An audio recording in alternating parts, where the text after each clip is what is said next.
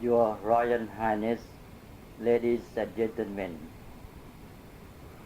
one of the Buddhist terms most familiar to the Thai people isปัจจัย or the four Paccaya, which means the four necessities or requisites of life, namely food, clothing, shelter, and medicine. The importance and indispensability of food is especially emphasized in the Buddha's own words. All beings are maintained by nutriment. Not only our personal lives, but also the whole of human civilization, including the religious life, is dependent on food. Lack of food hinders the attainment of a good life and the realization of a good society. Good health is impossible without food.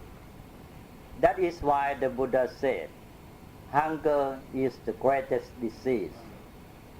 Hunger should therefore be eliminated, and its elimination is a fundamental task requiring the cooperation and participation of all humankind.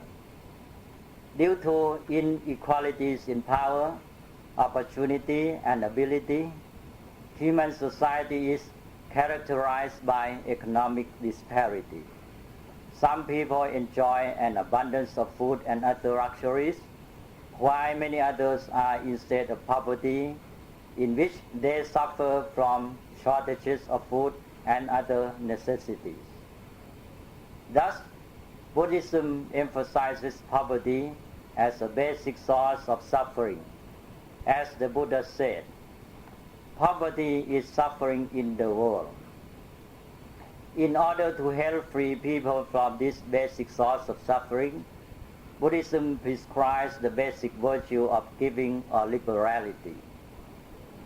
Whether in the form of generosity, charity, or distribution. This is brought out in the saying, without giving or benevolence, there is no other refuge for all beings.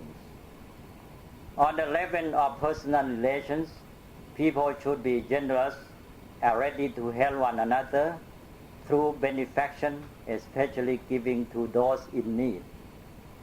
He who gives food is the giver of strength. In contrast, he who is alone does not secure happiness, and one should not eat a tasty meal alone. Buddhists are advised to train themselves in giving in such verses as the following. 'Twas wrong to eat alone, I thought, so took a vow one day, to touch no food unless I gave some part of it away. To eat alone is now approved by men of noble mind. Whoso with others does not share, no happiness may find. Also in this verse, from little one should little give, from moderate means likewise. From much give much, of giving not no question can arise. This then I tell thee, Kosiya, gives up of that is thine. Eat not alone, no bliss is his, that by himself shall dine. By charity thou may ascend the noble path divine. Similar words of advice abound in the Buddhist text. In society at large or at the state level, good and wise government or management is needed to ensure a proper distribution of wealth. This can be achieved through vocational promotion and other measures to free the needy of poverty.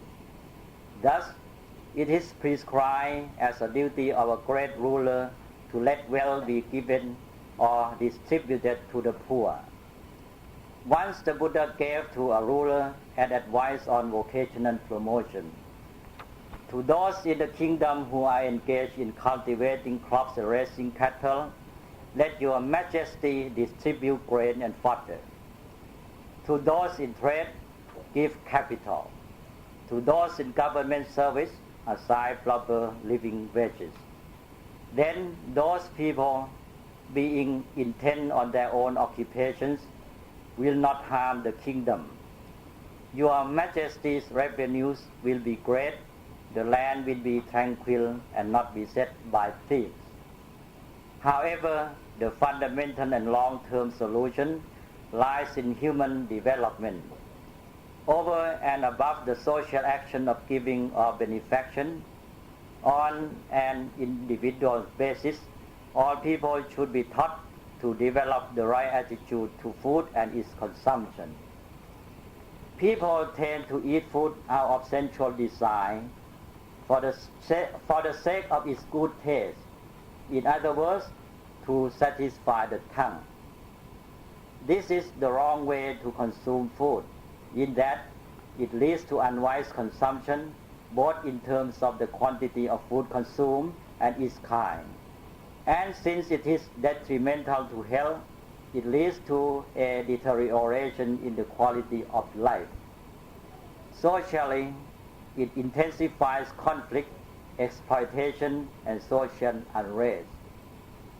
Environmentally, it aggravates the problems of natural resource depletion, pollution, and waste disposal. An essential part of right living is right behavior, and a basic form of right behavior is related to our conduct in connection with the food. It is called moderation in eating, and it means wise consumption of food. It is wise in that it is eating not merely to satisfy the sense of taste, but to realize the skillful aim of enhancing the quality of life. It is moderate in that this wise way of eating places limitations on the amount and kinds of food we eat. It prevents or at least alleviates the problem of food wastage and wastage as a result of food. In the words of the Buddha, "Bhikkhus, you should train thus. We will be moderate in eating.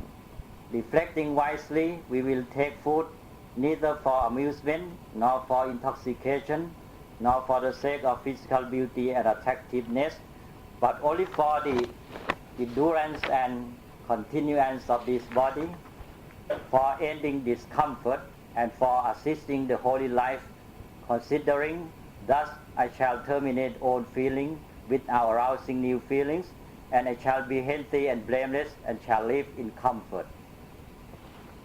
There are two principal aspects of this wise consumption known as moderation in eating. First, it is aimed at enhancing the quality of life in terms of health. Second, it is consumption of food not as an end to satisfy a desire, but as a means to realize a more sublime or lofty goal, to use physical health as a tool in creating and achieving something good for life and society. Obviously, this kind of food consumption is beneficial to life, society, and the natural environment.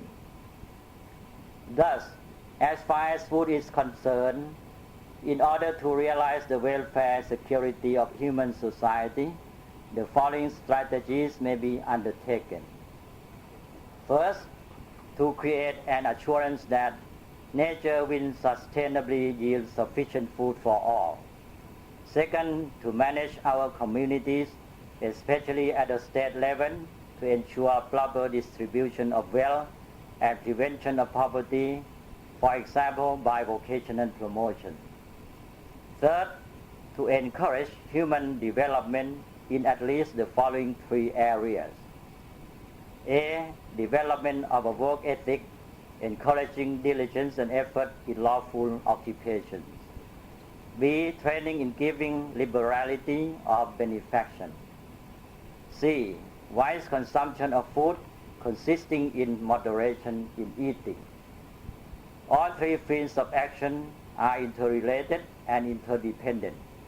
If they are achieved, food security will be realized. As mentioned above, the long-term solution lies in human development or education. Without right education, food security will never be achieved. On the contrary, conflict, exploitation and oppression will increase, and the problems of poverty and starvation will become even more critical. Education, according to Buddhism, means learning to live a better life or training to live wisely. It thus begins with basic training regarding simple matters in everyday life. Newly ordained monks are expected to undergo the following three fundamental aspects of training, and this may also be regarded as guidelines for child education in the family. First, training in proper daily conduct through disciplinary rules governing one's relationship with the environment, both physical and social, especially A. To establish wholesome habits regarding the acquisition, consumption, and distribution of food and goods that are favorable to quality of life and peaceful coexistence with one's neighbors. B. To render life more independent of wasteful consumption and sensual enjoyment, and thus more prepared for further development in mental and spiritual qualities, along with inner peace, freedom, and happiness. Second, training in the wise use of the sense faculties, such as the eyes and the ears, for acquiring learning and knowledge. This naturally induces the development of the ability to find happiness in learning and an appreciation for constructive actions which are required to balance or minimize the instinctual use of the senses for satisfying sensual desires. Third, training in the wise consumption of food through critical reflection on its true value, which is to enhance the quality of life through good health, not merely to satisfy the desire for good taste or pleasure, or to blindly seek stylishness or feelings of grandeur in accordance with social values. This training results in moderation in eating, and not only enhances the quality of life, but also checks the wasteful consumption of food, mitigates conflict and exploitation in society, and is a prerequisite for equitable distribution of food and sustainable development as a whole.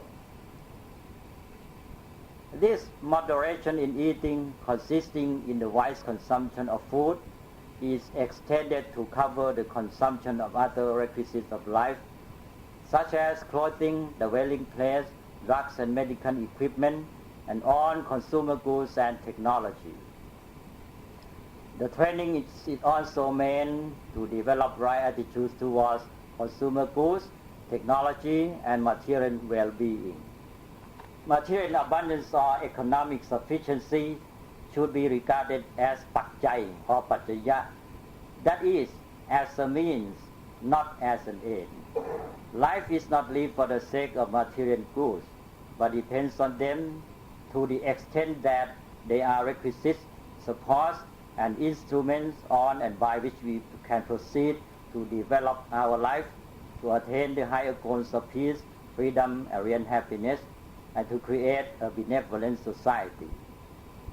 To ensure that a good life will be realized, in conjunction with a good society, the following two kinds of training are prescribed for everyone, thus bringing the three aspects of training to 5. Fourth, training in creativity and productivity, which is especially needed in this age of consumerism. However, by productivity is meant the desire readiness to do constructive action. The individual is encouraged to seek satisfaction through doing rather than consuming, to find happiness in a life of work rather than luxury.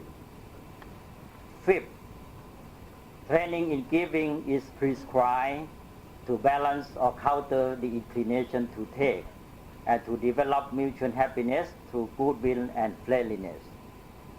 Modern education seems to specialize in developing the inclination and ability to acquire and take. It serves the competitive system and intensify stress in the mind and conflict in society. The ability and readiness to give encourages creativity and concord. In sum, for concrete results, an effective and efficient system of social management in conjunction with active transactions such as those of the government are needed to realize food security. In the long run, however, right education in human development is the indispensable factor for ensuring that food security will be real and sustainable. Thank you.